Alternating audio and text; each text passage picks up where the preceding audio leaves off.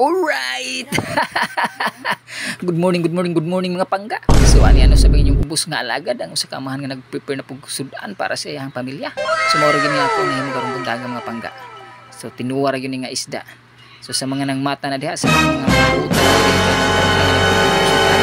tagan yung tanan. So mga dudong og inday kung ganahan mo magluto ani, tan-awa lang yun yung mayo mora niyang ingredients nga akong gigamit. Papabukal ra mong tubig pagkaman lunod ninyo ang mga lamas nga inyong gusto. Nya ilunod po ninyong isda. Nya pagkaman timplahan ninyo. So ana siya simple ra kay mga pangga. So mas maayo nang makat-on mo pangluto para puhon kung kamo na usay magkapamilya. So ready na. So, dili na gyud ta magpanaga nagduol sa kusina mga pangga.